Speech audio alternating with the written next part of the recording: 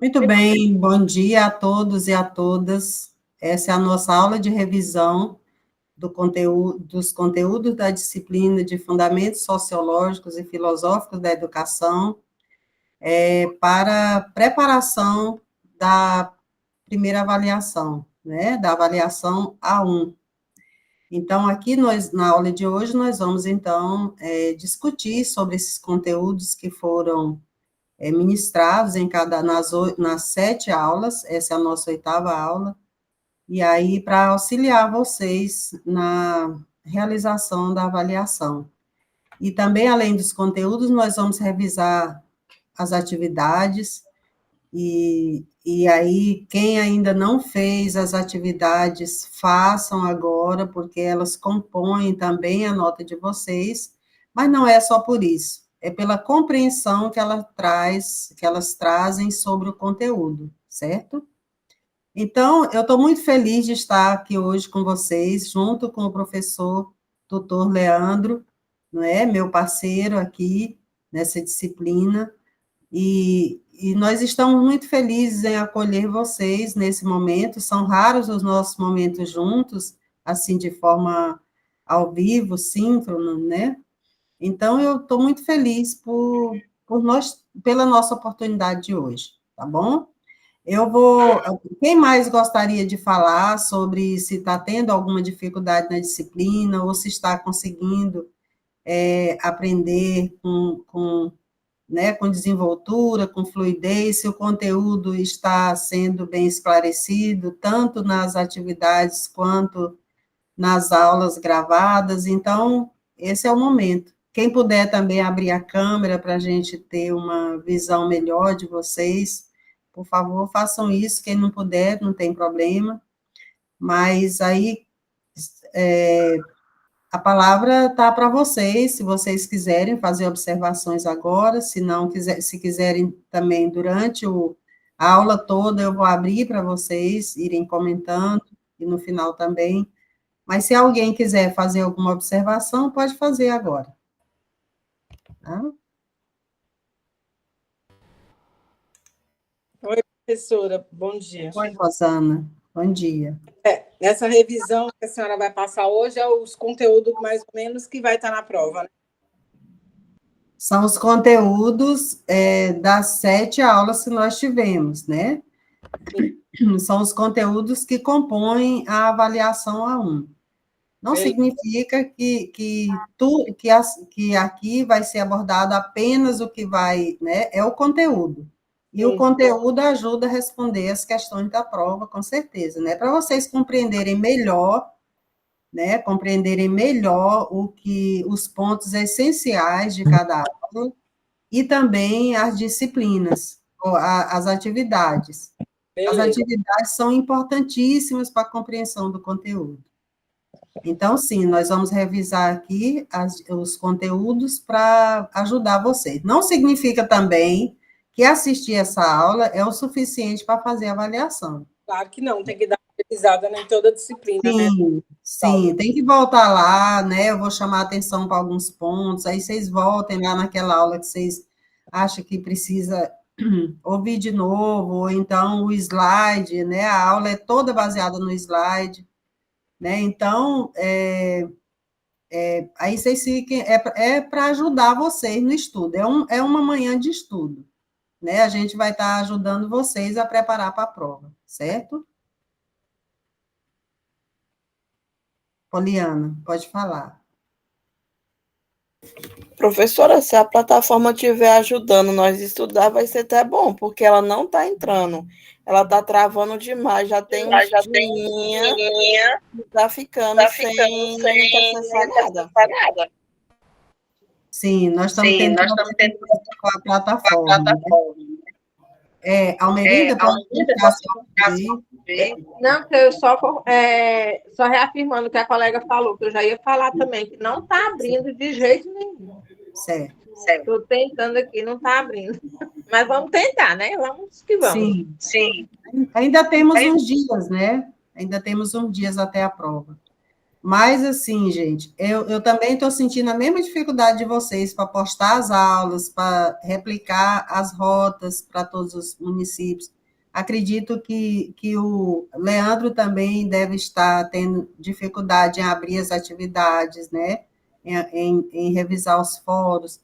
Nós estamos tendo essa dificuldade mesmo, e a coordenação da OAB está, e os coordenadores de cada curso estão insistentemente buscando essa melhoria lá junto à TI, né? Então, a gente vai levando assim, mas não é todo momento que está tão ruim, tem momento que dá para a gente fazer, né? Então, vamos aproveitar esses momentos. Elivânia. Bom dia a todos.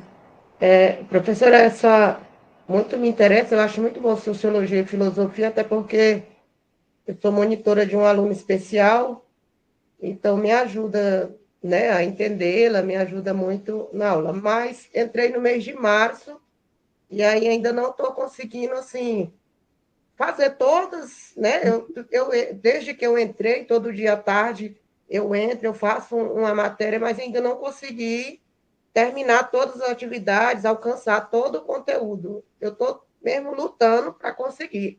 Agora já tem esse caso de não estar dando certo de entrar na plataforma, e aqui eu moro na zona rural, tem um cabo rompido aí, eu achei que eu nem ia conseguir assistir hoje a aula, porque a internet daqui também não é muito boa. Certo. Então, eu estou correndo atrás, mas espero que no dia da prova eu consiga, assim, estar apta a fazer uma boa prova.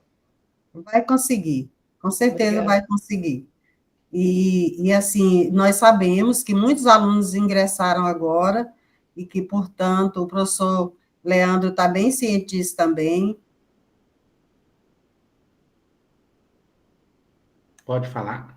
Que, como são muitas disciplinas, é claro que até colocar em dia, né, Leandro, as atividades de cada disciplina não é fácil, a gente sabe.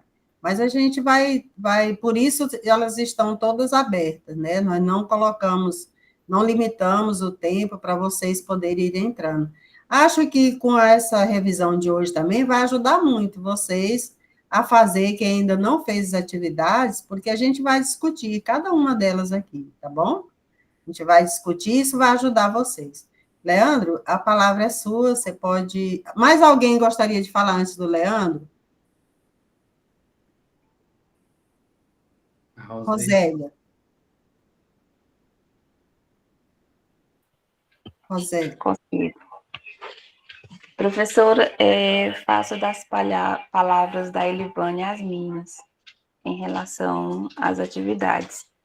Ontem, inclusive, eu consegui entrar no portal um pouquinho, e eu estava olhando, até falei para meus colegas, que eu me senti um pouco envergonhada, porque eu entrei também agora em março, e ainda não consegui colocar as atividades em dias. É uma dificuldade muito grande que eu estou encontrando, devido ao meu serviço, que eu trabalho o dia todo. E às vezes eu fico até 1h pouco da manhã estudando, mas ainda assim não consegui. E a sua disciplina é que eu estou com mais déficit, mas graças a Deus eu vou conseguir. E hoje, com a discussão aqui das atividades, acho que vai te ajudar, viu? Vai ajudar todos vocês que entraram agora, e aí a gente vai, com isso, a gente vai diminuindo, né, as nossas dificuldades. Mais alguém gostaria de falar? Obrigada, Rosélia. Por nada, professora. Bom, Leandro, então, fique à vontade para discutir aqui com os nossos alunos, fazer as pontuações que você considera importantes fazer, né? Aproveitar esse momento aqui com eles. Obrigada por ter vindo. Obrigado, Marinalva. Bom dia novamente para todos vocês. É um prazer estar aqui, porque se materializa, né, Marinalva? A gente vê todo mundo virtualmente, conversando ali pelas atividades, quem escreve, quem já sei os pontos de desafio de cada um aqui. E o meu papel é justamente esse, motivar vocês para que não desistam. O curso de pedagogia é um curso de pedagogia que eu sou formado também. Sou muito grato pelo curso que eu tenho, as portas se abriram assim para muitas coisas. já fui professor, coordenador pedagógico, já fui diretor de escola, já fui orientador educacional, e hoje eu estou na Secretaria de Educação do Estado como diretor de Educação Integral e Jornada Ampliada. Então, muitas coisas que vocês estão falando aqui, estudando, como os fundamentos filosóficos e sociológicos, a gente vê isso na prática quando a gente está desenvolvendo nosso trabalho. E aí eu quero muito que vocês estudem, leiam muito. Os textos que os professores trazem são textos assim que vai contribuir com o profissional que você está se propondo a se formar. E eu fico muito feliz com a evolução também de vocês. A gente que vem acompanhando vocês há algum tempo, a gente percebe que a escrita de vocês já está diferente, vocês já estão tendo um olhar, né, teórico muito bom, e os temas que estão trazendo, isso se materializa, né? Quando a gente começa a ler o texto de vocês, quando a gente começa a perceber no fórum também a escrita de vocês, isso é muito bom. E daqui para o final, nós vamos ter grandes pedagogos atuando no nosso estado ou fora do nosso estado, e quem sabe, né, em muita coisa. Pode falar, Rosana. Eu estou fazendo caligrafia, minha letra melhorou bastante. Eu tinha um pouco de dificuldade com a minha letra era um garrancho. Coisa boa. Eu estou acompanhando uma aluna especial, né, em sala de aula, que eu fiz uma seletiva para estagiária, um estágio remunerado. E aí a minha letra, graças a Deus, melhorou bastante. Os textos que eu estou escrevendo para a Lula, que ela não escreve, eu tenho que escrever para ela, tenho que ler para ela. E assim, minha letra melhorou bastante. Assim, é muito importante, né? Nós, pedagogos, ter uma letra bonita, né? Uma letra visível, compreensível. É verdade. Aí eu peguei, estou fazendo caligrafia também. Na caligrafia, nossa letra fica maravilhosa também, né? É muito bom. Mas que bom. E aí eu quero falar, gente, das atividades. E aí a gente sabe de todas essas problemáticas que o sistema tem, e por isso que a gente está muito parceiro com vocês, respeitando esse tempo. Mas eu preciso que todos os acadêmicos façam as atividades em tempo hábil, justamente para não acumular, porque vocês não têm só essa disciplina, vocês têm outras disciplinas, né, Marinalva? E aí, se deixar acumular, realmente, e aproveitar. No dia que o sistema estiver bom, eu vou sentar e vou arrochar e vou fazer todas as atividades. Mas eu estou muito feliz com a matéria da Marinalva, que os alunos que são assíduos, que realmente conseguem desenvolver as atividades no tempo hábil, estão com os fóruns muito ajustados, as atividades também muito ajustadas.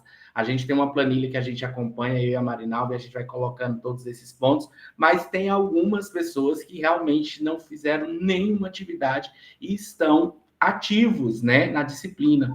Então, para não acumular, para que essas atividades realmente possam dificultar o acesso de vocês para a construção disso, pede ajuda. Tem algumas pessoas aqui que eu já conheço que são um pouco mais incisivas e liga, manda mensagem, e a gente está dando um apoio, e isso é muito bom. E esse é o nosso papel mesmo, de dar apoio a vocês, a construir possibilidades. E mais do que fazer as atividades, é que essas atividades façam sentido para vocês. É que realmente vocês possam aprender e desenvolver todas as habilidades necessárias para que vocês possam sair dessa disciplina para uma outra disciplina.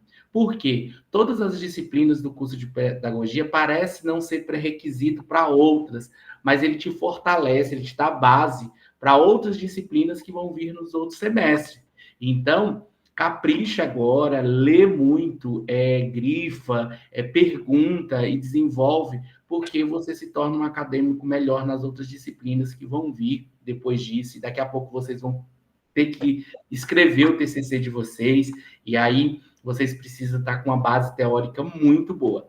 E aí o que eu quero trazer aqui, cada polo, tem alguns polos que têm mais dificuldade, eu acredito que seja essa questão da internet, a questão do Educa, mas coloque em dias todas as atividades de vocês. Mas aí, no mais, assim, os alunos assíduos estão com as atividades todas colocadas, as 7 atividades colocadas. Tem algumas pessoas que entraram agora, né, Marinalva? Na repescagem aí do chamamento. Isso, essas atividades precisam ser construídas, mas aquele aluno que está com 1, com 2 atividades, visto que nós já tivemos mais ou menos 5, 6 atividades a serem feitas, eu preciso que vocês corram e comecem a colocar em dia, desde que o sistema ajude, né, vocês nesse processo. tá bom? E aí é isso. Algumas atividades já foram corrigidas, já foram lançadas na planilha, depois a professora vai subir, né, no sistema para que vocês possam visualizar, mas o propósito maior é construir, fazer as atividades e depois fazer com que isso faça sentido na hora das avaliações. Certinho? E bora animar, meu povo, que é sábado, hoje você Ai, tá legalzinho pra cima, assim, ó. tá certo. Então, vamos começar a nossa aula? Tá Maravilha. tudo bem? Vamos Marina, começar? eu vou ter que sair um pouquinho. Sim, Leandro, Tá fica à vontade, tá? Então, tá bom. Pode sair, fica à Grande vontade. beijo para vocês, gente. Obrigada, Leandro. Então, tá certo, gente. Eu vou, então, compartilhar com vocês o nosso slide. Eu fiz um slide para essa revisão. Eu postei lá na Rota também, né? Lá tem um roteiro, eu postei lá. Vocês vejam, eu estou sempre... Os textos que eu estou postando para vocês, inclusive os que eu utilizo nas atividades, são textos curtos, né? É tudo porque eu sei de toda essa situação que vocês estão colocando, tá bom? Então, eu vou compartilhar aqui com vocês. Internet não, para quê? Sujeira, não dá buscar, não tá botando o carro. Pode botar o carro, pode botar direto no computador para facilitar. Vai ter que conectar o cabo ali? Fica mais. Slides, ó, será que tem lá na aula? Como é que está aparecendo aí para vocês, tá bom? Rosana, seu microfone tá ligado, desliga isso, não vai atrapalhar a aula.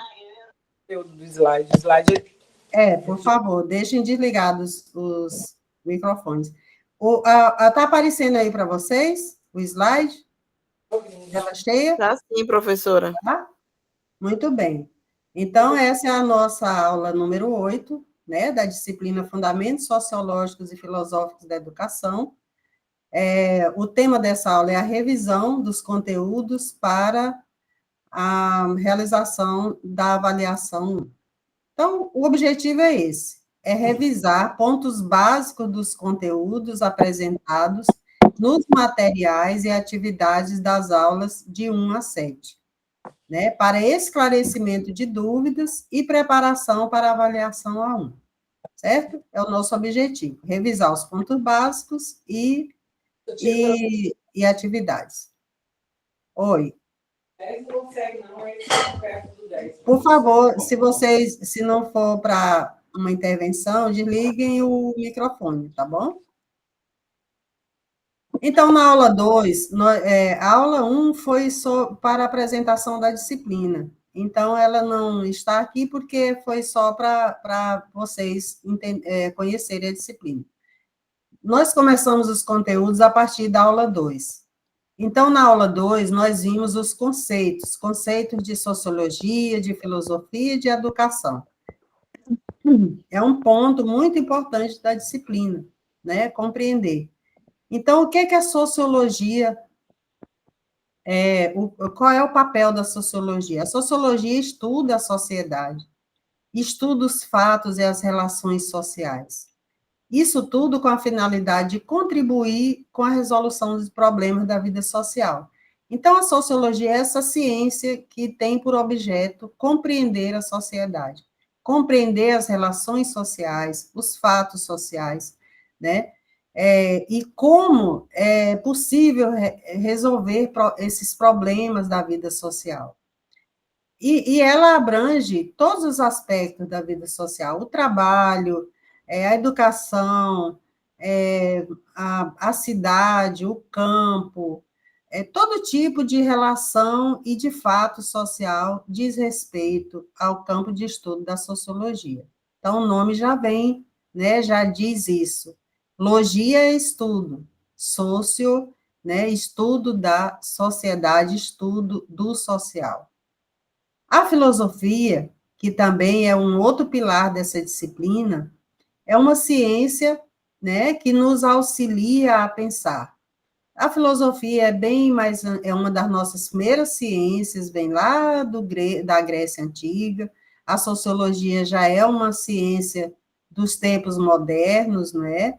Mas a filosofia vem lá do nosso mundo antigo.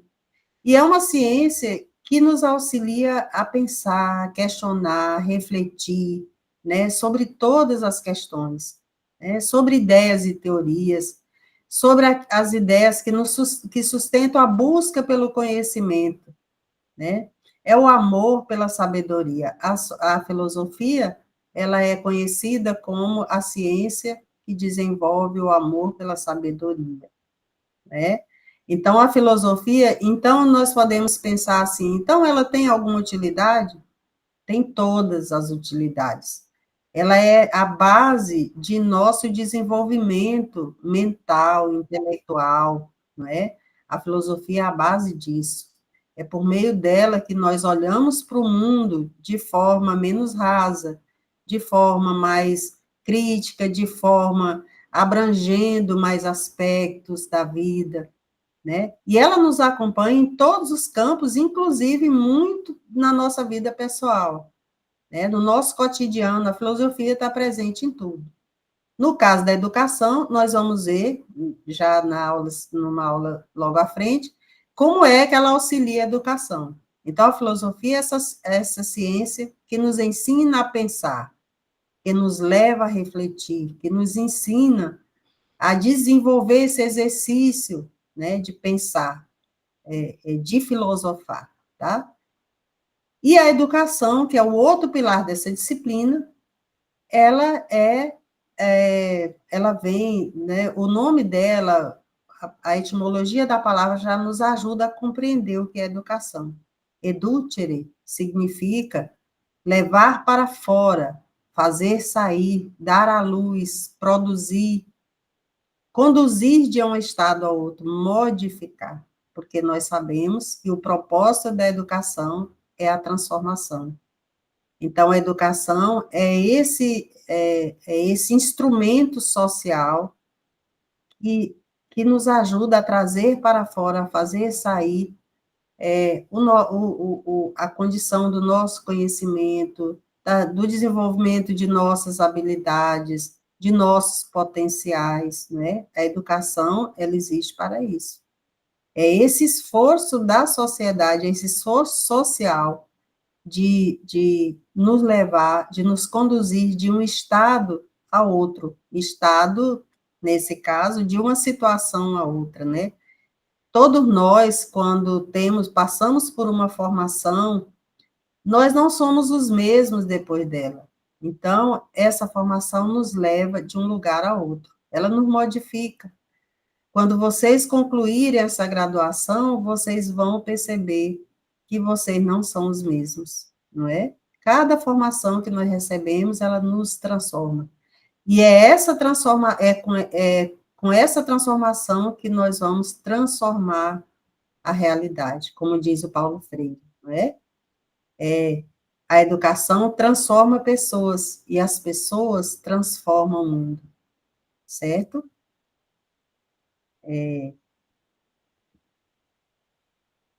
Eu queria saber se está tudo bem até aí. Está tudo bem com vocês? Estão compreendendo direitinho? Tá ok? Alguma pergunta dessa primeira aula? Não? Então, vamos seguir. Esse aí a questão da intertextualidade das disciplinas, né? Que aí, como a gente está estudando os fundamentos filosóficos, também a gente estuda na psicologia do desenvolvimento e a gente teve alguns conceitos na metodologia de pesquisa científica.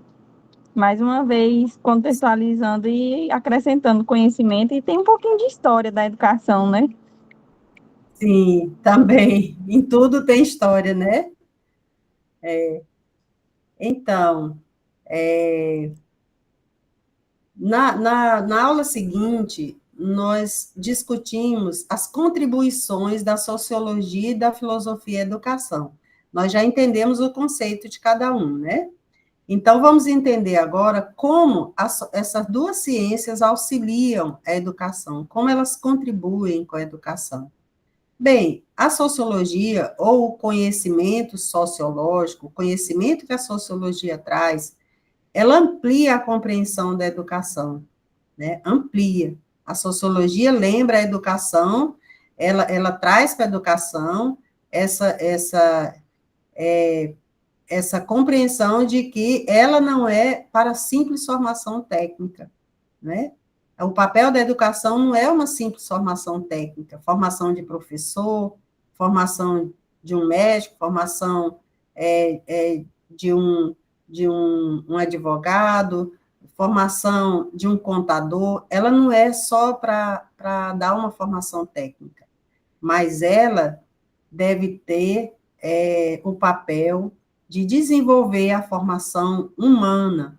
Então, é o conhecimento sociológico e também o filosófico que lembram a educação disso, né, que trazem essa compreensão para a educação, que ela não está ali apenas para dar formação profissional, mas para a formação humana, porque esse profissional, ele depende também dessa formação humana.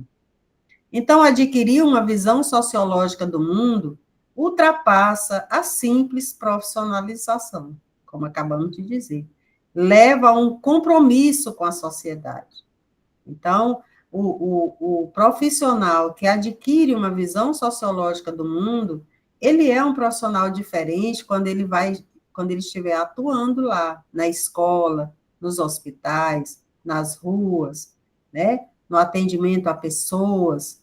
Então, ele vai ter um compromisso diferente, porque ele tem uma visão sociológica, né, trazida pela educação. E a filosofia? A filosofia acompanha reflexiva e criticamente a atividade educacional. Ela é que traz os fundamentos da educação. Ela traz à tona os fundamentos da educação. Esclarece a tarefa das disciplinas. Então, a filosofia, ela traz esse fundamento, né? Ela diz o que cada disciplina, no seu contexto, precisa desenvolver. Então, esclarece a tarefa das disciplinas, avalia o significado das soluções escolhidas. Então, vejam, a sociologia e a filosofia juntas, elas trazem um suporte muito grande à educação, lembrando que ela não serve apenas para a formação técnica e profissional, mas ela precisa balizar, ela precisa dar condição a que as pessoas, nessa formação profissional, também recebam uma formação que englobe a ética, que englobe a visão de um mundo globalizado, né, que desenvolva a percepção da sua realidade. Tudo isso, a filosofia e a sociologia auxiliam a educação a desenvolver na formação humana. Beleza? Tudo bem até aí? Tá tudo ok? E aí, a outra aula, a aula 4, nós vimos sobre a história da educação no contexto sociocultural, né? A trajetória, como foi que a educação se desenvolveu e se firmou dentro do nosso contexto histórico, né? Da nossa sociedade. Então, nós tivemos alguns períodos, né? Tivemos diferença de um período para outro. O período colonial, que vai do descobrimento até a independência, né, de 1500 a 1822, nesse período, a educação passou por 3 fases, né? Junto com os descobridores, os colonizadores, vieram os padres jesuítas, né?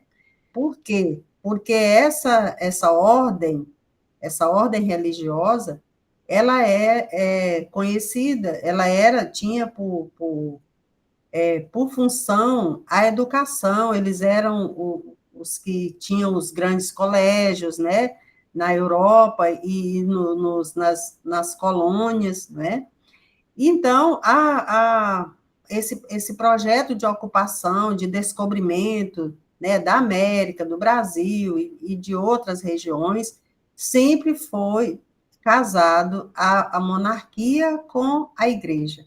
Então, por isso, os padres sempre acompanhavam. Era eles que faziam esse fundamento da educação nessas novas regiões conquistadas, e a catequização, como eles chamavam, né? Principalmente dos contingentes humanos que existiam aqui, né? Como no nosso caso eram os indígenas, né? Então, a educação passou por 3 fases. Primeiro, o predomínio dos padres jesuítas. Só que depois houve uma reforma ministerial em Portugal e o Marquês de Pombal, então, assumiu uma pasta importante, né, do ministério em Portugal e expulsou do Brasil os jesuítas. Então, aí vai ter uma outra fase, né, em que depois que os jesuítas vão embora, então a educação ficou mais a cargo das famílias, né, numa estrutura mais precária, até que a corte portuguesa veio para o Brasil em 1808, né? Aí vocês lembram o contexto, né? Eles vieram fugindo da Guerra Napoleônica e vieram para a sua maior colônia, que era o Brasil. Ao chegar aqui, a corte portuguesa, ela se instalou aqui, que aqui era muito pequeno, né? Era muito pouco povoado, mas era um território muito grande, e ao vir para aqui, a corte portuguesa transformou em muitos aspectos, né, a história do país, entre eles a educação. Então, com a vinda da corte portuguesa para o Brasil, houve várias transformações, principalmente na educação. Depois, no período imperial, que vai da independência até a proclamação da República, a criação de cursos em nível médio, os cursos profissionalizantes, e os primeiros curso de medicina e engenharia, principalmente, né? A educação, nesse período, ela é uma educação livresca, né? O professor, ele era, as aulas e o ensino eram livresco, quer dizer, era baseado só no que diziam os livros, né? E, às vezes, os livros, no período, traziam ainda contribuições, considerações muito já em desacordo com o tempo atual. Mas os livros, eram o instrumento de trabalho e os professores exigiam do aluno a absorção daquele conhecimento que estava exclusivamente nos livros. Então, era uma educação livresca. No período republicano, a partir de 1889, aí vai ser o terceiro período, quando é instaurada a República no Brasil. Aí é um período em que a população está mais na cidade, né? A urbanização ela vai se desenvolver por causa da indústria que está iniciando no país, né? Então, as pessoas vão sair mais do campo e vão para a cidade em busca de trabalho. Aí, então, ocorre o processo da urbanização, que vai mudar muito a configuração do país, né, nesse momento. E começa a se criar uma burguesia industrial, uma classe social de industriais, né, donos dos meios de produção, né, as indústrias. Então, essa classe vai ter ela vai depois ser a classe, a elite da sociedade, né? Ela vai desenvolvendo para isso. O que antes eram os produtores de cana, de café, da exploração do ouro, aqui vai ser a burguesia industrial, né? O analfabetismo vai ser um aspecto muito marcante desse início de república em nosso país. Poucas pessoas sabiam ler e escrever, poucas pessoas sabiam ler e escrever, né? A educação não era acessível à grande parte da população. Então, o analfabetismo era uma marca desse período. E aí também é nesse período que começam grandes campanhas pela educação pública. A sociedade começa a exigir que o Estado assuma a condição, assuma o dever de criar escolas, contratar professores, né, porque as famílias não tinham condição de resolver a questão do analfabetismo, e esse é um papel do Estado. Então, começam grandes movimentos sociais em busca da educação pública. E é também, esse período já começa a se desenhar a questão da dualidade, né? Uma escola para os ricos, que são aqueles que vão ingressar no ensino superior, e uma escola para as classes populares, que vão ser preparadas exclusivamente para o mercado de trabalho. Então, as escolas técnicas, né, que vão preparar para exercer um ofício, para atender a indústria, para atender a demanda, né, do capital, e outra escola que é para as classes privilegiadas, favorecidas, né, as classes ricas, que vão preparar seus filhos para entrar para as universidades, para fazer curso de direito, para fazer curso de medicina, para fazer curso de engenharia, que eram os cursos da época, né, que estavam inacessíveis para as classes populares. E os movimentos sociais pela educação também é que vão marcar profundamente esse período, né. Depois disso, nós vamos ter o período, a Era Vargas, que vai de 1930 a 1945, são 15 anos de ditadura, né, do governo Vargas no país, e o Vargas vai retirar a responsabilidade do Estado pela educação. Então, ele vai desobrigar o Estado. Nós vamos ter um retrocesso imenso na ditadura de Vargas, porque ele vai desobrigar o Estado da responsabilidade pela educação. E aí ele vai criar o quê? Ele vai criar todo o Sistema S, que é para formar trabalhadores. É o SEBRAE, o SENAI, o SENAC, é toda uma rede de formação, de capacitação, na verdade, né, em curto prazo, para atender a exigência das indústrias, né, da indústria que estava... Então, o Vargas vai investir nisso. A escola para todos, essa ele vai desobrigar o Estado dela, né? E depois, nós vamos ter aí, temos esse período de Vargas, 15 anos, e depois, de 64 a 85, nós vamos ter outra, quer dizer, bem próximo, né? 9 anos, pouco tempo, 19 anos, nós vamos ter uma outra ditadura, aí nós vamos ter a ditadura militar, que vai durar 21 anos. E aí, durante a ditadura militar, o enfoque da educação vai ser tecnicista, é formar mão de obra para a indústria, certo? E para as empresas, para as corporações. Esse é o enfoque, formar trabalhadores para empresas. E aí, nesse período da ditadura militar, foi retirada do currículo das escolas disciplinas críticas, como história, sociologia, filosofia, não é? Disciplinas que faziam, que levavam ao desenvolvimento da percepção crítica, da compreensão da realidade, todas elas foram retiradas. E a ditadura militar incluiu outras disciplinas que não existiam e que foram formadas, como Organização Social e Política do Brasil, OSPB, Educação Moral e Cívica, que eram as disciplinas que levavam as pessoas a concordar com o regime da ditadura militar, né? Que era uma coisa terrível para a sociedade. Então, nós vamos ter, durante a ditadura militar, esse enfoque tecnicista para a educação.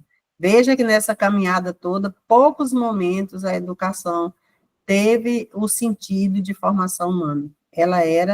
Ela tinha o sentido de se adaptar para atender ao mercado. E também uma outra marca muito forte do período da ditadura militar, desses 21 anos de ditadura militar, foi a privatização do ensino. Então, os governos militares, eles favoreceram muito o ensino privado, favoreceram muito a abertura de escolas particulares. né, favoreceram muito a privatização do ensino, que aí servia a quem? Só a quem podia pagar. Com relação à escola pública, ela ficou muito deficitária nesse período, nós tivemos uma baixa muito grande da qualidade da educação. Aí, com a Constituição de 1988, quando, após a ditadura militar, aí sim, nós vamos ter a educação como dever da família, da sociedade e do Estado. Essa é a nossa Constituição em vigor até o momento, ela é considerada a Constituição cidadã, né, porque ela traz no seu texto todas as garantias, né, na área do social, do direito, da educação, da justiça.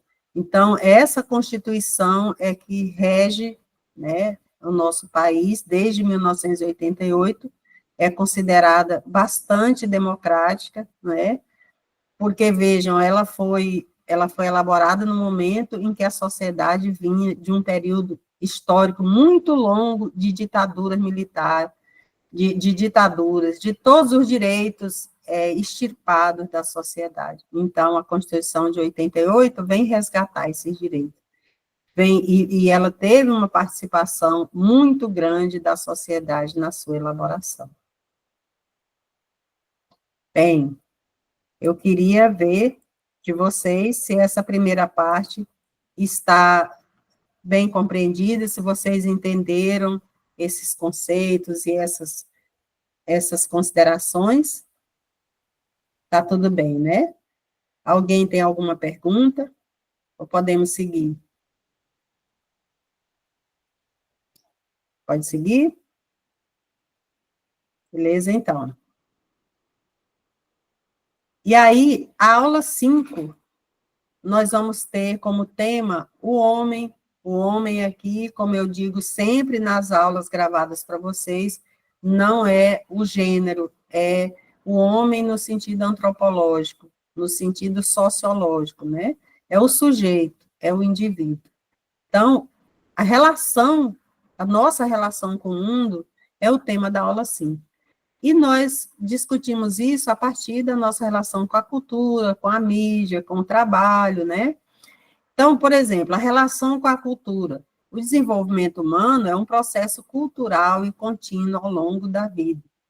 Então, a nossa relação com a cultura, ela envolve toda a nossa vida, todas as nossas atividades, né? Tudo que nós fazemos, no grupo social ao qual pertencemos, tudo isso é cultura. Então, cultura compreende todas as experiências e atividades do cotidiano humano. O modo como nós vivemos, como nós nos relacionamos, o tipo de alimento, né, ou de preparação de alimento que nós temos, como nós realizamos as etapas básicas da vida, né? Cada grupo social, ele tem as suas especificidades, né? Com a religião, com o casamento, com a família, né? Com o modo como organiza a sua vida, com o trabalho. Então, tudo isso é cultura. Tudo aquilo que nós fazemos é cultura. Então, a nossa relação com a cultura, né? A gente, nessa aula, a gente discutiu sobre isso. A nossa relação com a mídia, né? Que hoje, nesse mundo globalizado, está muito presente nas nossas vidas. Então, as mídias sociais desempenham um papel significativo na transmissão de informações, produção de sentidos, difusão de comportamentos, hábitos e modo de pensar, representa o espaço de socialização, relacionamento e interação. Então, a mídia, né, ela desempenha esse papel, ela circula a informação, né?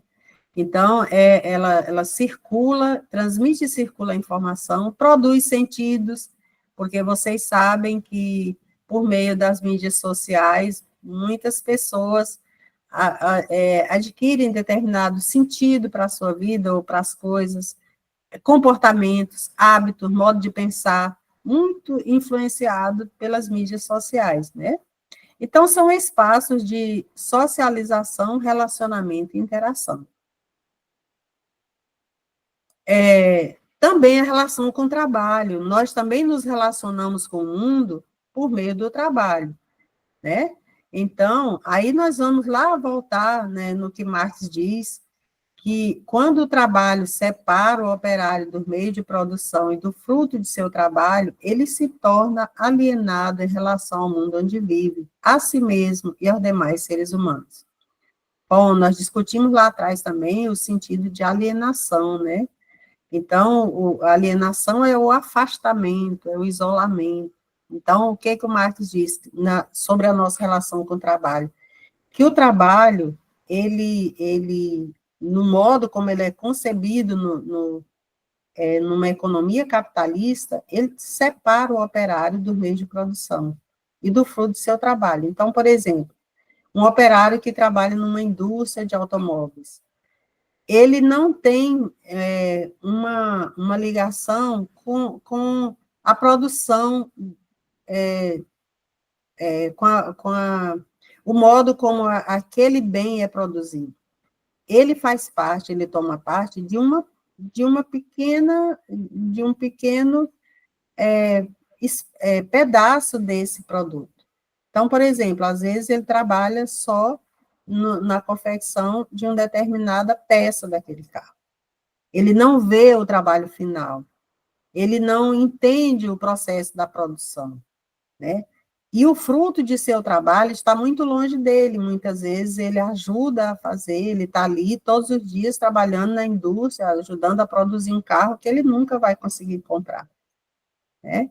Então, ele está alienado de todo o processo, ele não compreende o processo de como aquele produto é criado. E isso nos torna alienado do mundo onde vivemos, né? Nos torna alienado de nós mesmos e dos demais. Então, quando a minha relação com o trabalho é apenas uma relação de exploração das minhas horas, né, do meu tempo, então você trabalha o dia todo, não é? E muitas vezes sem se aproximar do resultado do seu trabalho, não é? Por exemplo, na construção civil, quantos operários trabalham na construção civil e construindo prédios, construindo bens, não é, físicos que ele nunca vai conseguir frequentar, né? É um distanciamento do operário dos meios de produção. A gente pode pensar, não, mas isso é natural, é assim mesmo, o operário ajuda a construir, mas gente, isso, nós somos levados a pensar que é assim mesmo, mas não é. Isso é um tipo, não é, de relação econômica na qual nós vivemos, que é a relação capitalista. Nela existem os donos do meio de produção, que pode ser uma pessoa ou um grupo, não é? Ou um conglomerado, uma organização muito grande. Eles são os donos dos meios de produção e o operário é aquele que vende a sua força de trabalho e que se distancia, que está muito distante do fruto do seu trabalho, né? Seja ele qual for. Então, raramente... Então, quando isso acontece, Marx nos lembra que esse operário está alienado, ele está alienado do fruto do seu trabalho. E essa é uma relação que é muito, muito difícil, né? E muito triste também. E a nossa relação com a educação, porque é a educação que nos possibilita viver em sociedade.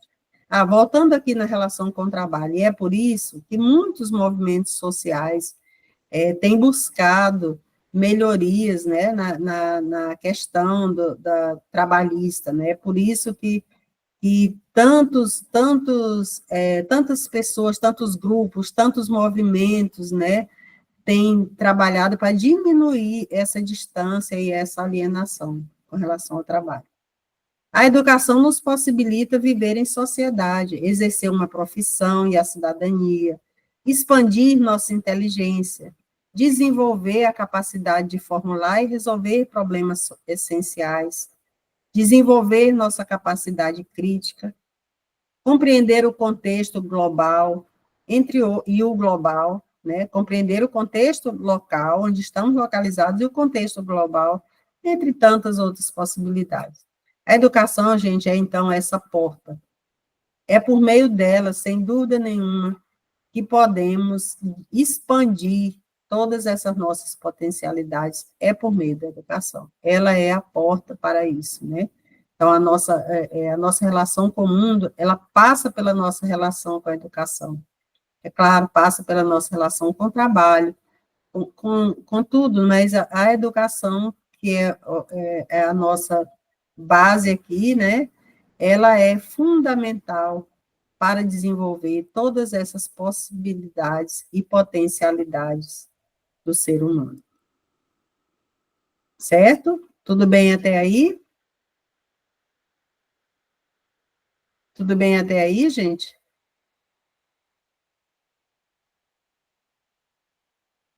Professora, até aqui tudo bem. Agora vamos ver no dia da prova, que é tanta prova. Não fica pensando assim, não. Você, nesse momento, está aqui. Esteja aqui. Tá? Esteja aqui, porque na hora que você voltar lá nas atividades, isso que nós estamos falando aqui agora vai te ajudar, tá bom? Não fica preocupada com a prova agora, não. Preocupa em compreender isso aí, tá bom, gente? Esse momento é para ajudar vocês. Eu tô sentada numa mesa estudando com vocês, tá certo? Tá bom assim? Então, vamos lá.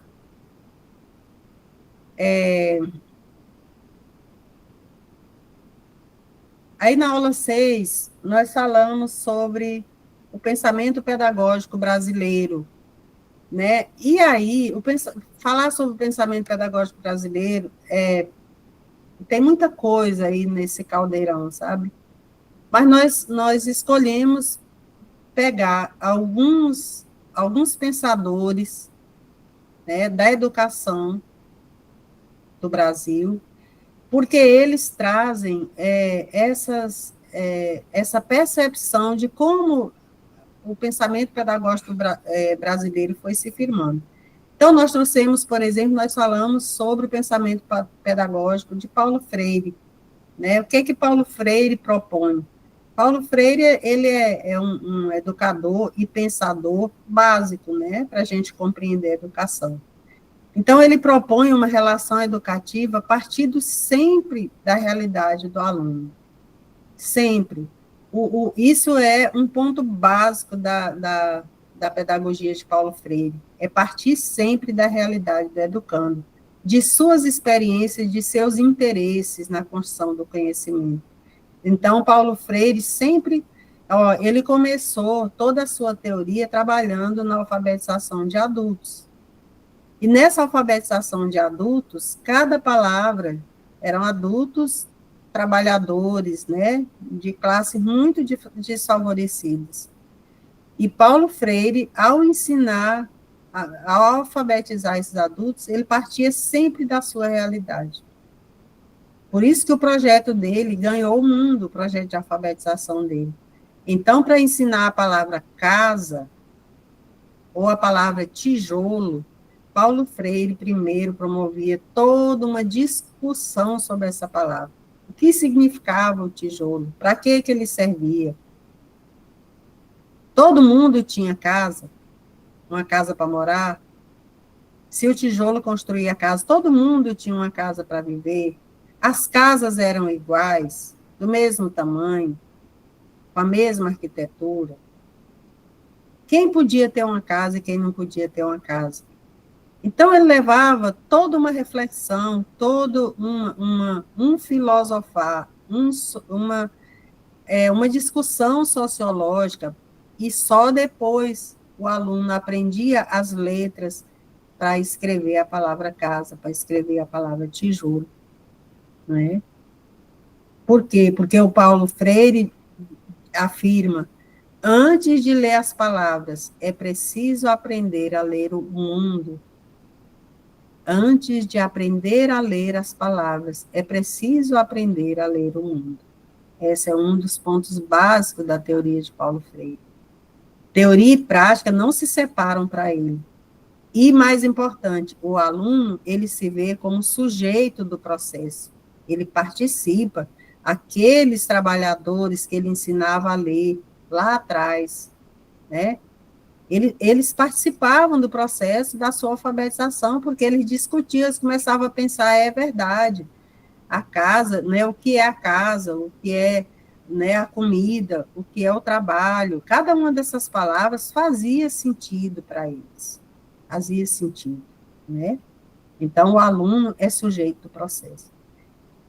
Outro pensador brasileiro muito importante é o Carlos Rodrigues Brandão, que defende a educação popular, né? Que defende a educação popular, uma educação de qualidade para as classes populares, comprometida com o oprimido, ou seja, com o operário, com aquele que é desprovido de recursos. Carlos Rodrigues Brandão sempre defendeu essa bandeira da educação popular, né? Comprometida com o oprimido, com suas preocupações e problemas, contrária à educação que difunde valores de uma ordem social de dominação e que reproduz as desigualdades. Então, ele o tempo todo coloca uma em frente à outra, mostrando o tamanho da desigualdade com relação à educação, né?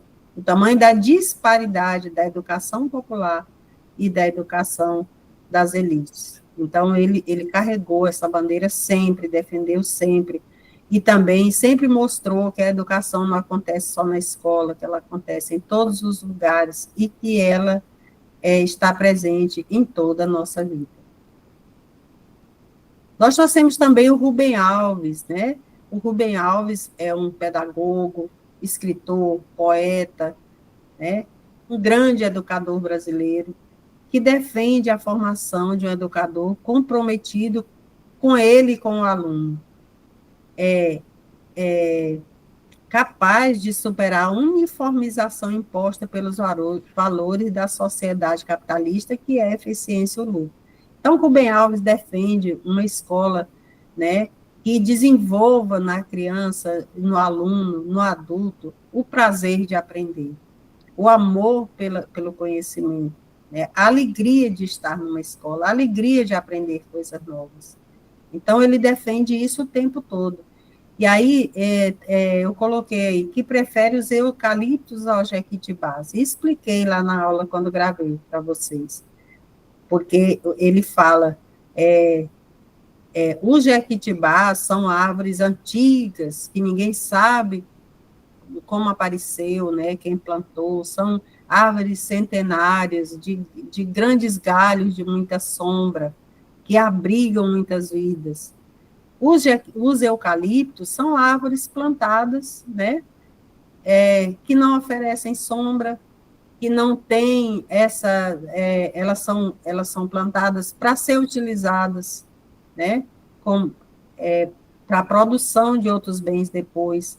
Então, ele dizia, vamos sempre preferir os jequitibás aos eucaliptos. Então, Rubem Alves é esse ser poético, né? Esse pedagogo e esse pensador que defende que a escola não pode ser um lugar difícil, triste, mas tem que desenvolver a alegria de aprender e que deve ser um lugar de muita amorosidade. E aí nós vimos que o contexto da ideologia capitalista. Então, o Estado é mediador dos interesses da classe dominante, muitas vezes, né? Na maioria das vezes. Reproduz seus valores e sua ideologia pela educação. A Bárbara Freytag trabalha muito com isso, a relação entre educação e trabalho. Então, ela diz que o Estado, normalmente, ele media os interesses da classe dominante, dos grandes empresários, das grandes empresas, né? E o Pablo Gentili também vai falar sobre outro pensador da educação que vai nos lembrar de que, na ideologia capitalista, a educação serve para produzir um cidadão mínimo, quer dizer, aquele que não aprende a pensar, a refletir, a buscar seus direitos, a ajudar a desenvolver a transformação do seu lugar. Então, esses são pensadores da educação no Brasil que trazem essa realidade da questão da educação no sistema econômico capitalista, que é o nosso, num país de profundas desigualdades sociais. Certo, gente? Esse então, é a questão do pensamento pedagógico brasileiro. E na nossa última aula, dessa primeira etapa, nós vimos sobre a educação no século XX, e, claro, no século XXI, né? E aí é bom compreender que o caráter da educação nos tempos atuais, nos tempos de hoje, no tempo contemporâneo, é ser pública, é ser universal. É uma função do Estado, não pode deixar de ser uma obrigação do Estado oferecer condições para que ela se desenvolva. Ela deve ser voltada aos interesses comuns da sociedade. Ela não pode estar atrelada aos interesses de uma classe privilegiada. Então, vejam bem, como é que a educação nos tempos de hoje deve ser caracterizada. Pública, universal, deve ser função do Estado, deve ser voltada aos interesses comuns da sociedade, não de alguns grupos, deve considerar o desenvolvimento da autonomia, do espírito crítico e da democracia plena. Esse é o papel da sociedade nos tempos atuais. E como deve ser o currículo escolar para atender essa finalidade da educação na contemporaneidade? Ele deve abordar questões que auxiliam ao educando um bom desempenho no mundo imediato. Habilidade de criticar e viver experiências de diferentes formas de cultura. Capacidade de autorreflexão, de aprender a pensar, de refletir, de ir além de uma informação, de não ver na informação a verdade absoluta, de não usar apenas o senso comum, né? Mas de desenvolver o seu caminho para o conhecimento de verdade, a sabedoria, né? Informação não é conhecimento, informação é informe, né, um ponto de partida para você buscar o conhecimento. Então, esse currículo escolar deve trazer questões, disciplinas, conteúdos que abordem essa autorreflexão, que desenvolva esse potencial de autorreflexão, aquele espírito crítico que o Paulo Freire tanto fala, aquela leitura de mundo que o Paulo Freire nos convida a fazer, né? Viver experiência de diferentes formas de cultura, capacidade de autorreflexão, compreensão do seu entorno social. Eu não posso fazer transformações se eu não compreendo nem o meu entorno, se eu não compreendo o meu lugar, não compreendo a minha cidade, as questões que envolvem a complexidade da minha cidade, né? Se eu não compreendo o contexto do meu estado, do meu país. Então, a compreensão, o currículo deve proporcionar isso, a compreensão do entorno social. E, acima de tudo, aprender a vida toda, né? Esse é o principal que nós devemos, a condição principal que nós devemos desenvolver, aprender a aprender. E aí, eu trago aqui, né, esses princípios da educação para o século XXI, né, desenvolvida por um grupo de pensadores a pedido da Unesco. E eles apontam 4 pontos essenciais, 4 princípios, né? Aprender a transformar-se, a transformar a sociedade, depende de 4 princípios. Aprender a transformar-se e a transformar a sociedade. Isso é o quê? Aquilo que Paulo Freire diz. A educação transforma pessoas e pessoas transformam o mundo. Então, aprender a transformar-se e a transformar a sociedade é o princípio da educação para o século XXI, para o nosso tempo atual, né? Isso se dá por 4 pontos. Primeiro, aprender a conhecer. Reaprender, questionar, né? Aprender a conhecer. Às vezes, nós definimos algo baseado no senso comum, eivado de preconceito, e aí, então, é um conhecimento limitado. Então, um dos pontos da educação para o século XXI é reaprender, é questionar. Será que é certo? Será que é assim mesmo isso aqui? Então, aprender a conhecer. O outro ponto é aprender a fazer. Aprender a fazer é aproveitar as oportunidades que a vida traz, né? É aproveitar os espaços de conhecimento, os espaços de, né, coisas que eu não sei fazer e que eu posso aprender. Aprender a fazer. O outro ponto, né, para a transformação por meio da educação é aprender a conviver, que é valorizar a diversidade, compreender que todo mundo não vive igual, que cada grupo social, em cada lugar, mesmo dentro do nosso país, há diferentes formas de viver. Há uma diversidade muito grande, há culturas diferentes. Então, não querer que todo mundo tenha um modo de viver que você tem, que você acha que é o único, e não é. Então, aprender a valorizar a diversidade, aprender a olhar para as diferenças, para a riqueza que é essa grande diversidade. E o nosso país é marcado pela diversidade, né? Colaborar e compartilhar, aprender a colaborar e compartilhar é aprender a conviver. E, por fim, aprender a ser, né? Aprender a autogerir a própria vida, aprender a reconhecer seus potenciais, aprender a reconhecer as suas habilidades e aquelas que você pode desenvolver. É ter uma missão pessoal, é ter um caminho, né, à frente, é olhar para o mundo e ver que ele tem caminhos que você escolhe para a sua vida.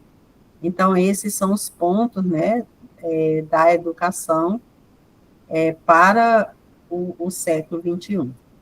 Pois muito bem, aqui nós fechamos os conteúdos das nossas aulas, né? E aí nós vamos passar para as atividades, mas aí eu quero saber se essa revisão de conteúdos ajudou vocês a compreender os pontos principais dessas aulas que nós tivemos. Tudo bem aí?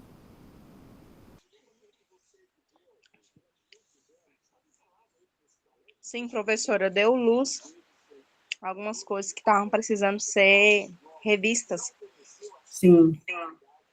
Tá certo. Então, vamos ver as atividades, certo? Vamos lá ver as atividades que foram propostas e ver qual a dificuldade que vocês têm, e aí eu vou retornar sempre para vocês me dizerem como vocês responderam e tudo mais. Então, vamos lá. No fórum da aula 1, nós colocamos aquela frase de Paulo Freire, que o tempo todo a gente fala dela. Educação não transforma o mundo, educação muda pessoas. Pessoas transformam o mundo. Então, essa primeira, que foi no primeiro fórum que nós propusemos, foi tranquilo para vocês? Vocês tiveram a compreensão, têm agora mais ainda a compreensão dessa frase do Paulo Freire? É muito importante isso. Vocês conseguiram responder, ou estão em condições de responder essa frase agora pela reflexão? Oi?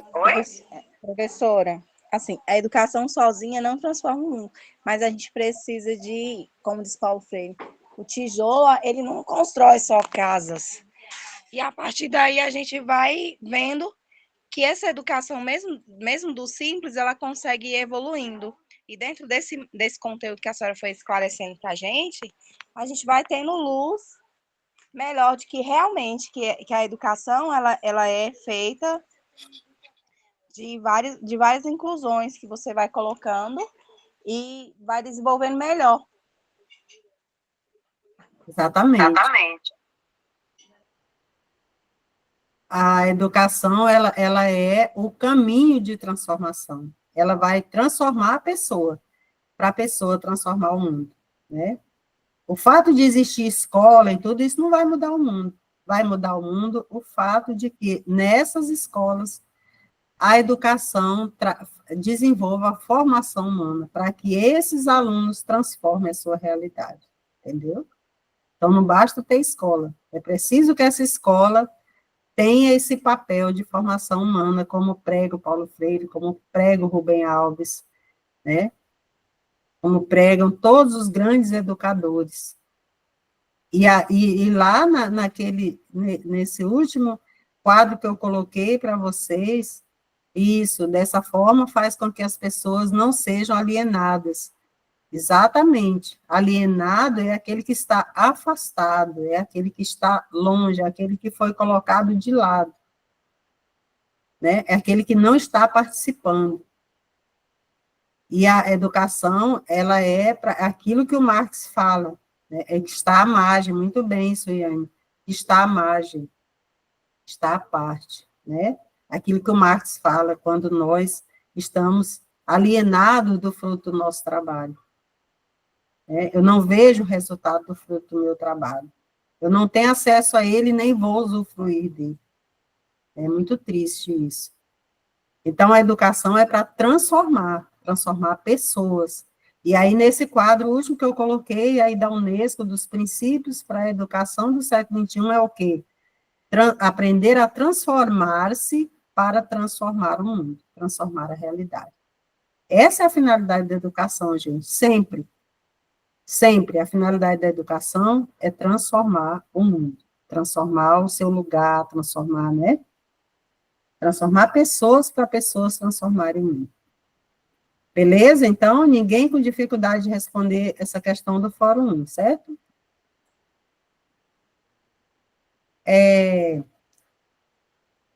Na atividade 2, eu coloquei um vídeo lá, Filosofia para Aprender a Pensar. É um videozinho curto, mas muito bom, né? E aí eu pedi que vocês extraíssem dali 2 considerações ou afirmações sobre filosofia que o professor apresentou, que mais chamaram a sua atenção. Então, aqui é uma coisa muito pessoal, é a visão de cada um de vocês. Cada um de vocês que vê o vídeo vai escolher, né, duas coisas que ele disse ali, pode ser né, 2 pontos que ele disse, 2 coisas que ele trouxe, que chamou a sua atenção, só isso, e comentar. Então, isso aqui é preciso que vocês vejam o vídeo, né, um vídeo bem leve, bem gostoso, eu acho que ele tem 6 minutos só, para que vocês desenvolvam essa atividade. Ela é livre para cada um, né? O que chamou a atenção? 2 coisas que ele disse ali que mais chamou a atenção de vocês e por quê, certo? Na aula 3, eu coloquei lá para vocês, coloquei um texto complementar, curtinho também, acho que de umas 3 páginas, da Maria Lúcia de Aranha, que é uma das autoras base da nossa disciplina, né? Um livro de sociologia, e ela fala sobre o senso comum, o bom senso e a sabedoria. E aí eu queria saber se vocês chegaram a fazer essa atividade e se vocês sabem distinguir, chegaram, né? Alguém fez? Qual é a diferença do senso comum para o bom senso, por exemplo? Quem pode me dizer aí, rapidão? Diferença do senso comum para o bom senso. Ninguém? Ninguém?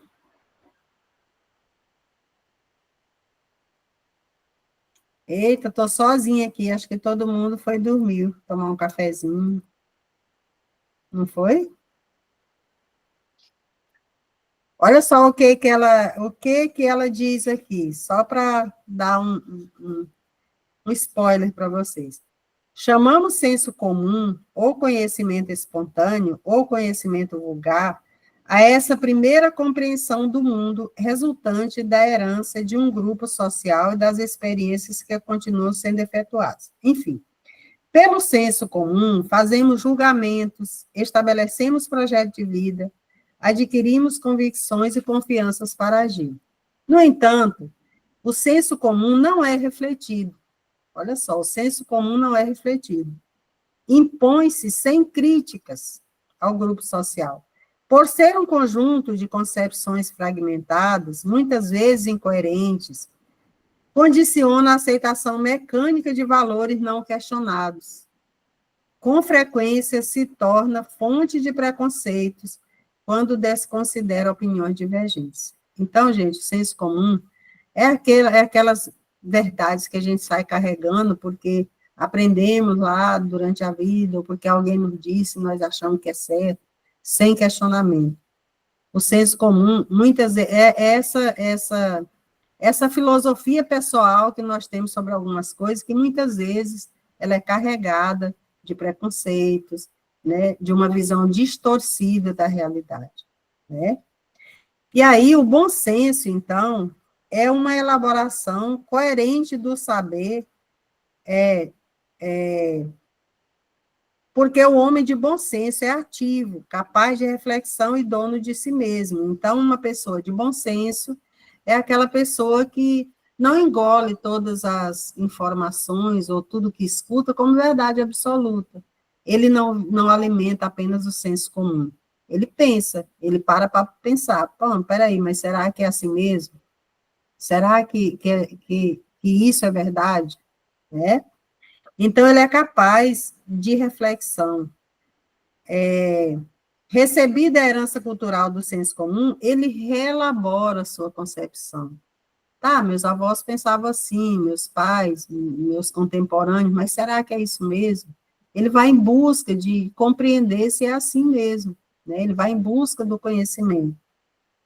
Considera a realidade concreta que precisa interpretar e transformar. O bom senso resiste à aceitação cega das determinações alheias, entendeu? Então, o bom senso, ele vai além dessa primeira, porque o senso comum é uma visão infantil e ingênua do mundo e da realidade. Você sai pregando coisas que você não refletiu sobre elas, você apenas incorporou pela sua herança cultural. O bom senso não, o bom senso vai atrás de compreender se é aquilo mesmo, desenvolve a autorreflexão, compara as coisas, questiona aquilo que houve, né? E aí o bom senso fala, não, é assim porque é assim, mas o senso comum, mas o bom senso questiona.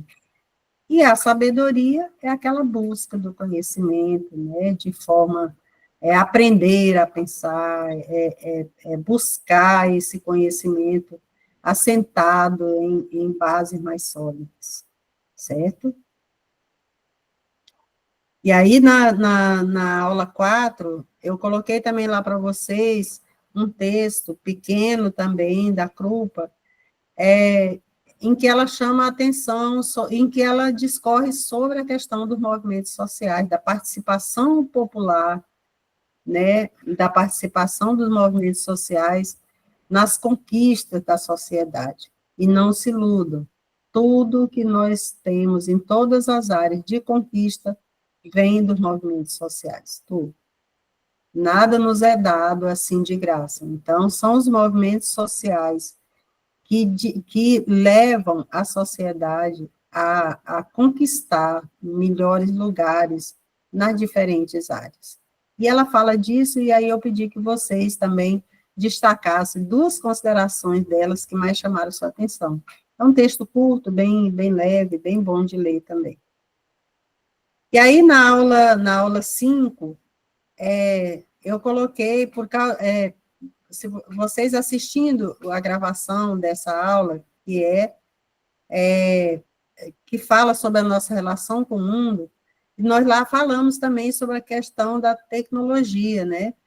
Quando falamos das mídias sociais. E aí eu coloco lá, você diria, é uma opinião pessoal, tá? É uma opinião sua, da sua vivência, da sua experiência, do seu cotidiano. Você diria que a tecnologia aproxima ou afasta as pessoas? E por quê? Então, isso é um ponto de vista seu. né? Do ponto de vista seu, e é a sua visão de mundo, né? A sua visão de mundo. Você acha que afasta ou aproxima as pessoas?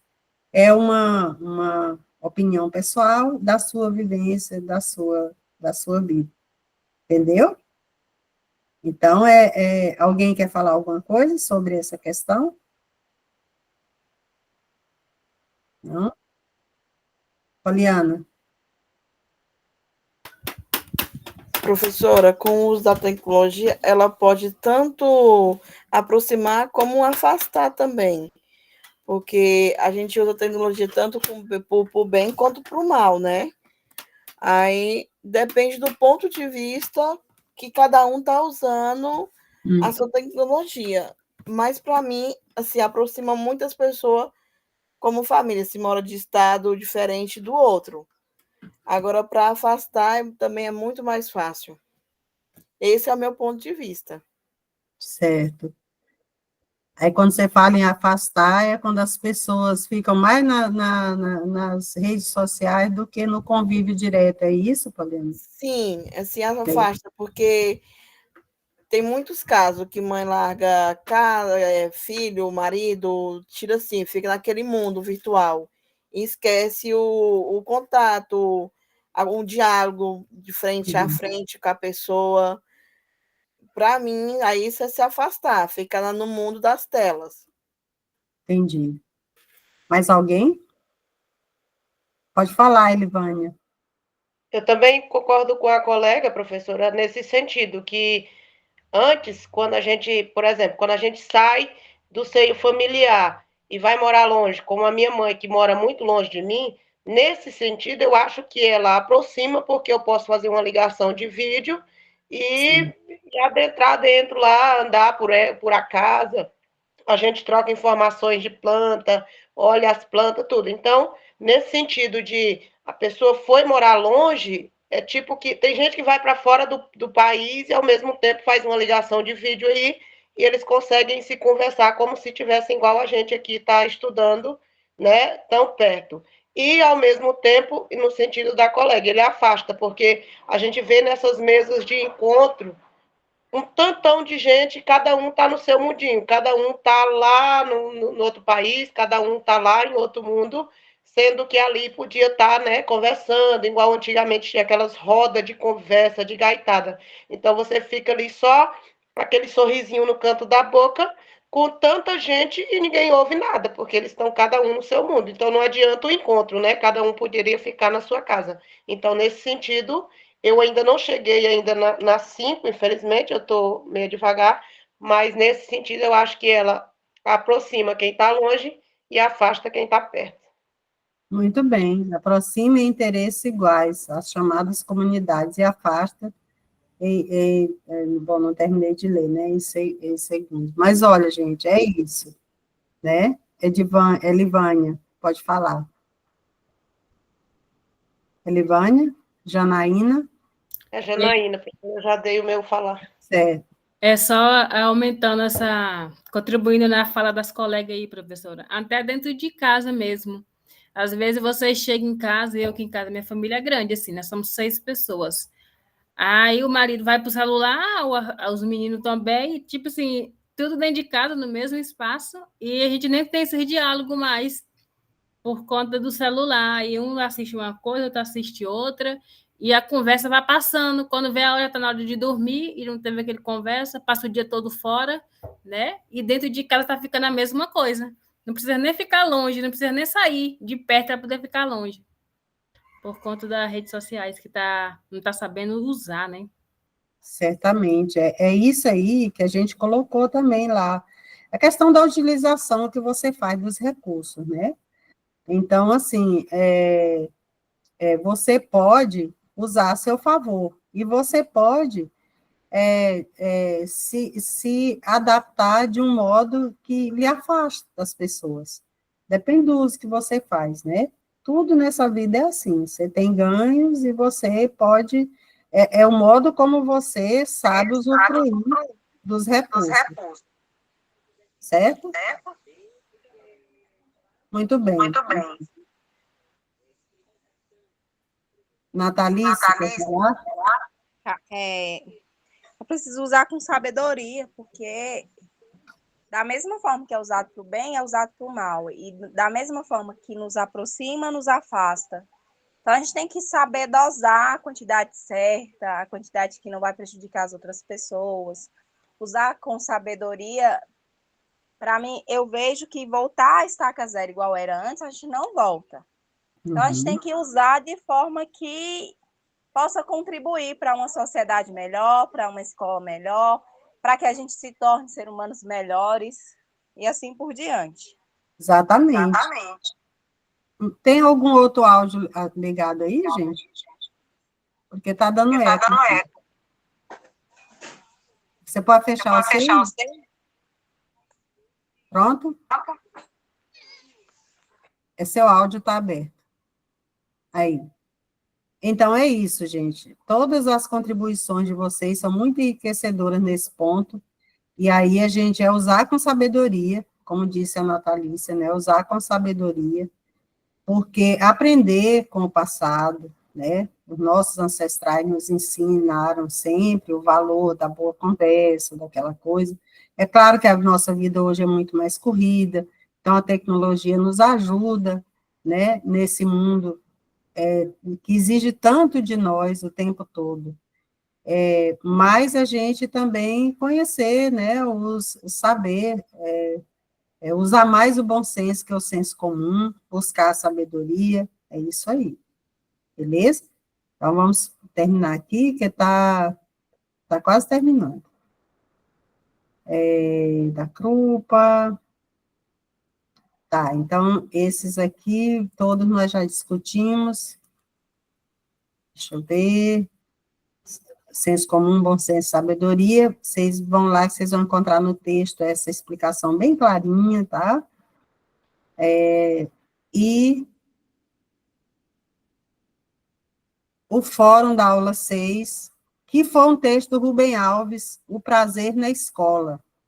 Esse é um texto delicioso, porque Rubem Alves, além de tudo, ele é um escritor de crônicas e de poesia, ele fala de tudo de uma forma muito poética, né?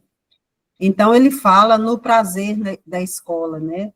Eu até destaquei aqui uns pontos que eu achei, só para dar um spoiler para vocês, porque pergunta para ele que tipo de escola ele deseja, e ele o tempo todo, na sua teoria pedagógica, ele destaca a importância do prazer de estudar, de que a escola seja esse lugar em que a gente tenha prazer de estudar, né?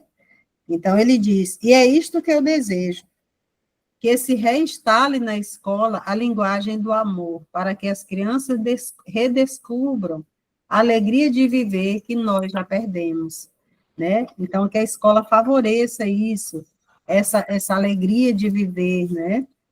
Aí ele diz, cada dia em si mesmo, a criança não está ali por causa do amanhã, não está ali porque já tem que traçar um futuro, de como vai ser a sua vida utilitária, do que papel ele vai ocupar na sociedade. Ele diz que não, que a criança está ali para ter prazer de aprender, depois o futuro está lá na frente.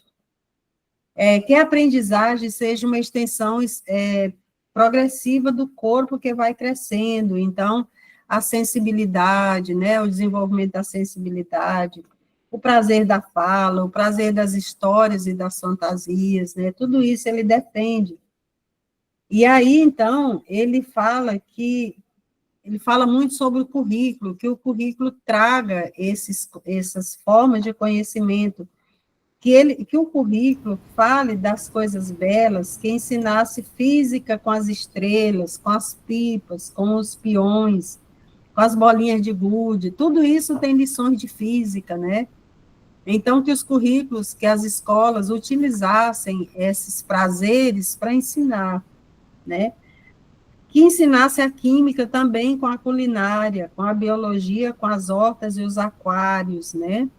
Isso tudo também é uma fonte de ensinamento da química. Que a política também fosse ensinada com o jogo de xadrez, que muitas escolas hoje já utilizam, né, para ensinar, porque realmente é um jogo que ensina estratégia, né? Ensina estratégia. Desde o mundo antigo utilizava muito o xadrez para desenvolver a estratégia, né? Que houvesse a história cômica dos heróis, as crônicas dos erros dos cientistas, né?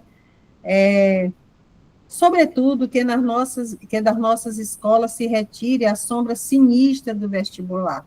Ele combate muito a questão do vestibular. Nós sabemos que o vestibular existe por causa do número reduzido de vagas nas universidades públicas, né? Por isso o vestibular. E também até em algumas privadas, universidades privadas. Mas ele diz que o vestibular é uma tortura, porque ele guia as decisões dos pais das crianças desde que eles são muito pequenos, já levando para escolas que vão ensinar eles essa condição de passar no vestibular. Enfim, o Rubem Alves, ele fala de muita coisa, de qual escola que ele defende, tá? Então, para vocês destacar algumas observações de Rubem Alves sobre o tipo de escola que ele defende. Como eu fiz aqui agora, destaquei aquelas que mais chamaram minha atenção, né? Beleza? E o último fórum é aquela frase de Paulo Freire, né?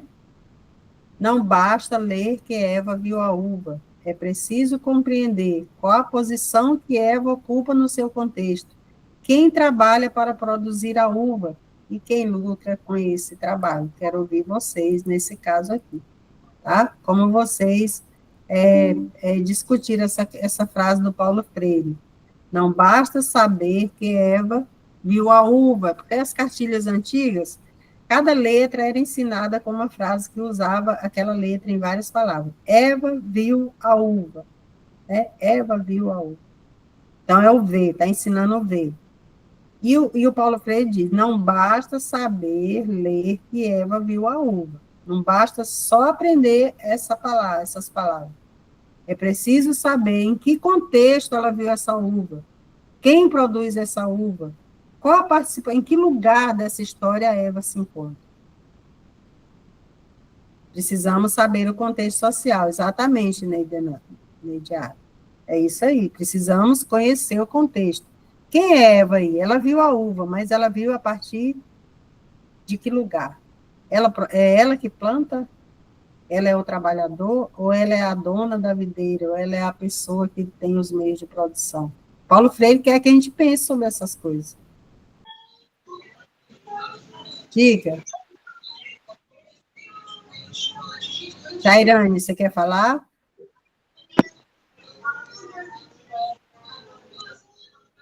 Gente, quem quer contribuir?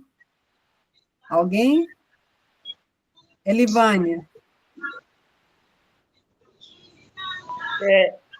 Nesse sentido, professora, de sala de aula, é tipo como hoje os alunos, a gente vê muito, eu sou monitora na sala, a gente vê muito o desinteresse deles. Então, é no sentido de que a gente tem que saber aí por que desse desinteresse, como desenvolver o interesse deles para dentro de sala de aula, nesse sentido que o Paulo Freire fala sobre a uva, quem viu, quem plantou? Também, mas isso aí está mais ligado ao que o Rubem Alves estava falando, né? Eu falei para vocês, da escola. O que é a escola? Como ela desenvolve o prazer? Ela desenvolve o prazer de estar ali de que modo, né? Se o aluno está desatento, se o aluno não está interessado, será que essa escola está partindo do contexto dele, como recomenda Paulo Freire? Será que aquilo que é ensinado ali tem a ver com a vida dele? Será que os conteúdos do currículo daquela escola faz referência ao mundo daqueles alunos? Né? Com relação ao Eva viu a uva, é aquilo que ele vem falando desde lá na alfabetização. Por isso que o processo de alfabetização dele parte da realidade do educando. Então, quando nós formos aprender, quando o aluno for aprender a letra V, a palavra Eva, a palavra viu, a palavra uva, aquilo não pode ser só uma palavra deslocada do contexto. ele está chamando a atenção para isso. Não basta saber ler que Eva viu a uva. Não basta saber ler essas palavras. É preciso compreender o contexto dessas palavras. Essa frase está dizendo o quê? Que Eva viu a uva. Beleza. Eva viu a uva. Onde? Onde ela está? Isso é um exercício de filosofia, é um exercício de sociologia. É um exercício de olhar, de aprender a ler o mundo. É um exercício de pensar sobre o que está à nossa frente. Tudo aquilo que nós é como as informações que nos chegam pelas mídias sociais, e às vezes, esses dias, uma pessoa falou para mim, essa semana passada mesmo, ela falou para mim, eu não tomo vacina de influenza porque eu assisti um vídeo de uma médica falando que não se pode tomar essas vacinas porque elas são feitas para matar os pobres, para acabar com os pobres. Eu falei assim, mas você acreditou? Acredito, tá lá, ela tem o vídeo gravado dela. Pois é, mas como é que fica todo um sistema de saúde, de imunização de doenças? E fui puxando conversa assim com ela e tal, mas vocês vejam que a pessoa, ela incorpora aquela informação como verdade, como conhecimento, né? Como conhecimento. Não pense em nenhuma possibilidade de que aquilo não seja verdade, porque aquilo está lá gravado no vídeo.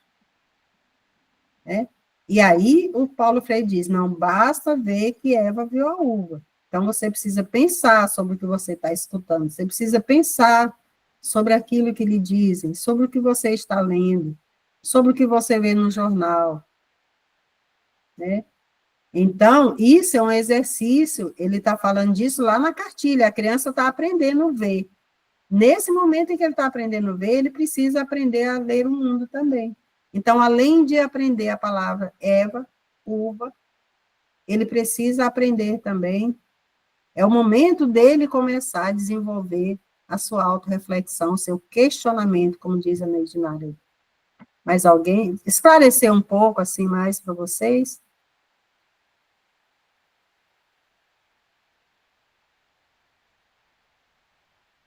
Beleza? Alguém mais quer complementar? Ou tá bom assim?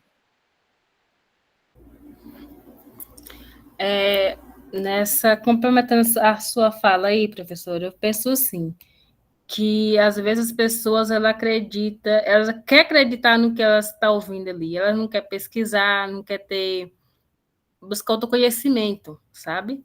Então, assim, antes dessa vacina estar aparecendo, quantas pessoas não já morreram antes de ter essa vacina, né? Uhum. Hoje já tem a possibilidade de ter essa vacina, já ajudou muitas pessoas, mas mesmo assim a ignorância das pessoas pensa assim que isso é para matar. Aqui na minha cidade mesmo tem uma religião aqui, um pessoal de uma igreja aqui, que não toma nenhuma vacina, né? Uhum. Então, assim, se essa criança, tem muita criança, se essa criança estiver doente, essa criança vai morrer, mas não pode dar essa vacina, não dá a chance para essa criança viver por causa da ignorância. Tem outros também aqui da minha família que eles vão para uma outra igreja aqui que também não pode... como é que fala? Se a pessoa estiver doente, não pode receber sangue, né? Não aceita. Então, assim, eu acho uma ignorância, porque a tecnologia de hoje já é muito avançada, a saúde. Se tem como você sobreviver, se tem os estudos de hoje para te ajudar, por que não, né? Aí tentar na cabeça que não pode, né? Tem muita religião aqui que não pode tomar sangue. A pessoa prefere a pessoa morrer do que se salvar, né? Uhum. Então, assim, eu acho muito aquilo que passou ali na mídia para todo mundo ver, a pessoa já acredita de cara, não pesquisa nada, não vai atrás, por que a pessoa está falando aquilo, né? Às vezes é só um vídeo que fez ali e jogou na rede, né? E aí, pronto, muita gente já acredita, não pesquisa, não busca, não quer saber o porquê que a pessoa fez aquilo, né? Porque eu acho, assim, que como o país, o mundo inteiro é grande, como é que vai fazer uma vacina para matar só aquelas pessoas, sendo que essa doença do Covid foi geral, não escolheu só quem ia morrer, né? só quem é as classes, ou as classes baixa, classe áurea. Como é que diz? Para todo mundo, para todo tipo de pessoas foram atingidas, né? Exatamente. E aí, ó, houve várias contribuições bacanas aí. A questão do senso comum, a supremacia do senso comum. O senso comum não interroga, o senso comum acredita, né? É uma postura ingênua, uma postura infantil. Né? E também outra pessoa colocou aí a questão da alienação ideológica, sim. E aí tem também, nesses casos aí que você citou, tem a questão da religião, que aí já entramos em um outro campo, né? E também são os preceitos religiosos que algumas religiões carregam, e que afastam elas, né, as pessoas daquela congregação. Aqui não estamos dizendo se é certo nem se é errado, apenas afastam dos benefícios, né, de hoje e tal. Mas o principal é essa questão mesmo do senso da preponderância do senso comum. Há muitos manipuladores e influenciadores no mundo, por isso a educação veio para transformar, sim, também. E aí a gente sabe que as mídias sociais também tem todos aqueles que são influenciadores em várias áreas, inclusive para propagar, né, as coisas mais, como o consumismo, como, né, a valorização da futilidade, né? Então, assim, é tudo isso, que nós estamos expostos a tudo isso. E qualquer pessoa pode pôr um vídeo na internet, gente, pode dizer o que quiser, pode dizer que é médico, pode dizer que é isso, que é aquilo. E, enfim, nós é que temos que ter essa condição, né, de ter a nossa própria ideia. Janaína. Igual com a tecnologia avançando cada vez mais. Eu já vi se importar assim, dizer que hoje em dia as pessoas como usam muito para maldade, às vezes pega a foto, a fala e traduz, né, professora? Traduz para o que eles querem falar, né? Hoje mesmo, tipo assim, hoje já clona a voz da pessoa, a vez a pessoa está dizendo uma coisa, edita outra. Então, assim, hoje tem muito fake news, né? Sim. E se a pessoa não buscar a informação correta, saber de onde saiu esse vídeo, prejudica muitas pessoas, muita mesmo, questão de morrer, né? De morte. Uma vez eu assisti passou no jornal, de uma mulher em São Paulo, que isso nunca saiu da minha cabeça. Já tem um tempo já atrás, já. Ela tinha uma bebê, e ela gostava de andar com a Bíblia na rua, e ela tinha pintado o cabelo de vermelho, e aí na rede social estava passando uma mulher que... Isso foi no Rio de Janeiro, foi em São Paulo, acho que foi em São Paulo, que tinha uma mulher que estava pegando crianças, né? E fazendo magia, fazendo coisa com as crianças. E essa mulher, ela comemorava na favela lá, ela foi passar, e ela passou, acho que ela entregou alguma coisa para uma criança, e aí as pessoas ali, como já estava circulando naquela rede ali, estava circulando uma pessoa, uma mulher daquela característica, que era parecida com ela, pegou essa mulher e assassinou. Então, assim, aquele multidão de pessoas, né, fez isso com essa mulher. Essa mulher, ela tinha uma bebê, tinha, acho que era 3 filhas, inclusive uma bebê recém-nascida, de poucos dias, né, pouco tempo, quer dizer, e ela foi morta. E aí, depois nem os policiais conseguiu tirar essa mulher, né? De tanta multidão ali, todo mundo querendo que tinha que matar aquela mulher. E aí, depois que foi analisar o fato, tudinho, correr atrás de saber a verdade, era engano, né? Então, hoje, eles tiraram a oportunidade dessa mulher criar os 3 filhos, ela deixou o marido e 3 crianças, né? Hoje, essas crianças já deu depoimento, assim, da saudade da mãe, a injustiça que foi cometida, e a mãe não teve nem a chance de se explicar, né? Então, assim, o fake news hoje está muito grande. Então, a pessoa tem que ter muito raciocínio e, assim, saber a verdade, né? Antes de fazer qualquer coisa.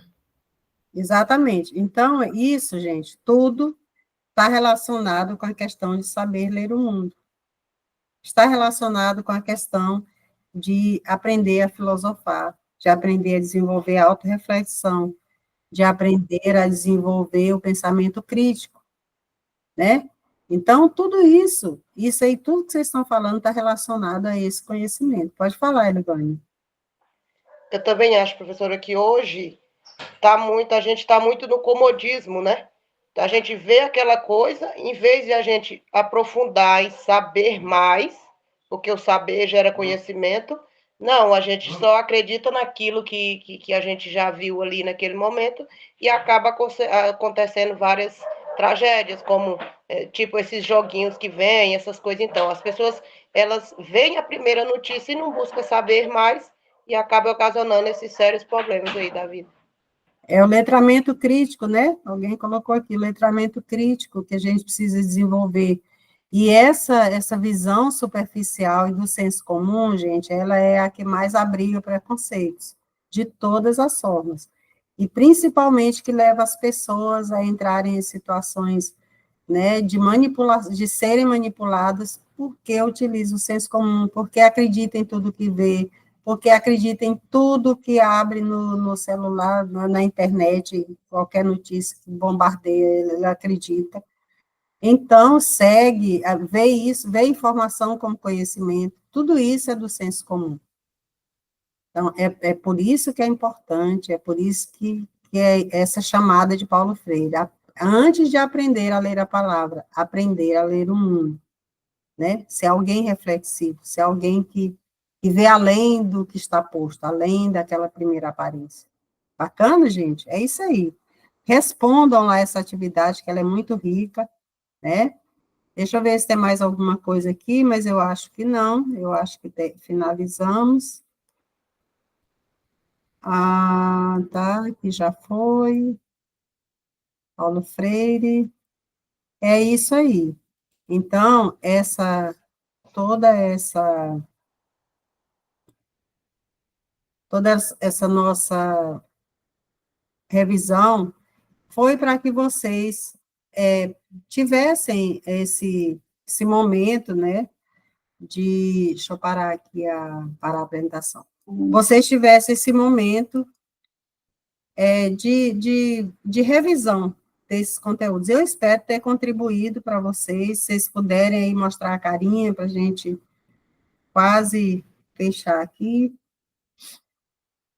Eu espero que tenha contribuído para com vocês, né? Tanto para quem ainda não fez as atividades, fazer lá, né? Quanto para preparação para a prova, tá bom? Vocês sabem que, como nós já terminamos a aula aqui, eu acho que eu vou parar a gravação e aí a gente vai só fazer algumas considerações, beleza? Deixa eu parar aqui a gravação.